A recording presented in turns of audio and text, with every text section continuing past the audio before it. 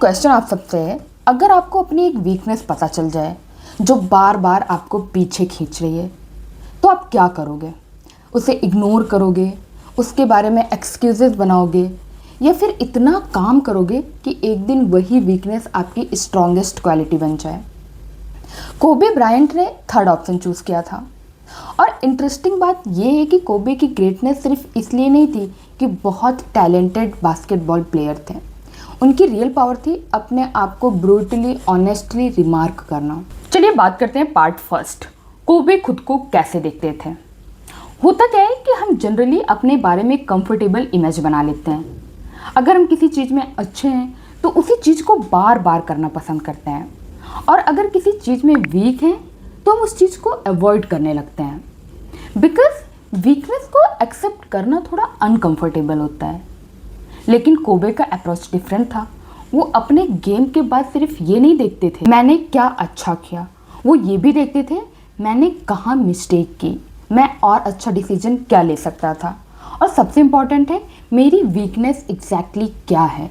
ये सिंपल तो लगता है बट एक्चुअली ये बहुत डिफ़िकल्ट है, बिकॉज खुद को ऑनेस्टली एनालाइज करने के लिए आपको अपना ईगो साइड में रखना पड़ता है। पार्ट 2, वीकनेस को हाइड नहीं, स्टडी करना।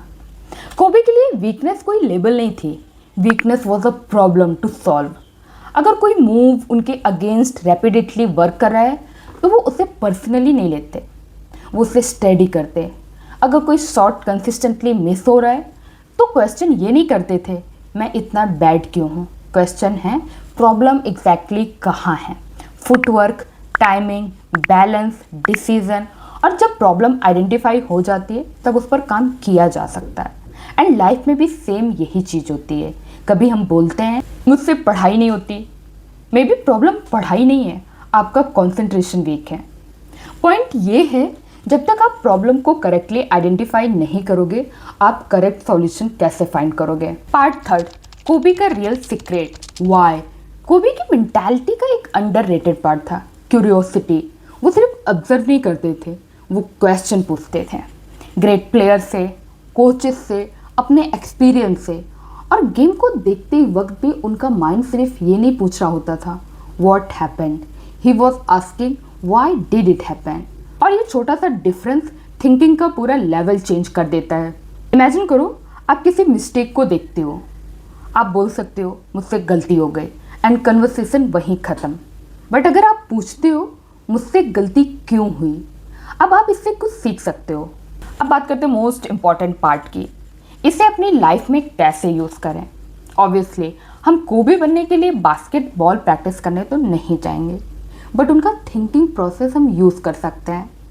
नेक्स्ट टाइम जब आप किसी चीज़ में फेल हो जाओ इमीडिएटली खुद को जज मत करो और खुद से 3 क्वेश्चन पूछो, what went wrong, why did it go wrong, and what can I change next time. बस आप अपने फेलियर्स को आइडेंटिफाई की जगह इंफॉर्मेशन की तरह देखना स्टार्ट कर दोगे, और जब आप अपने बिहेवियर को ऑनेस्टली ऑब्जर्व करना सीख जाते हो ग्रोथ थोड़ी लेस मिस्टीरियस हो जाती है, because now you know what needs to change. Kobe की स्टोरी का सबसे पावरफुल लेसन शायद बास्केटबॉल के बारे में है ही नहीं, it's about the way you look at your self. Don't protect your self from every uncomfortable truth, क्योंकि कभी कभी वही ट्रूथ आपकी बिगेस्ट ब्रेक थ्रू का स्टार्टिंग पॉइंट होता है।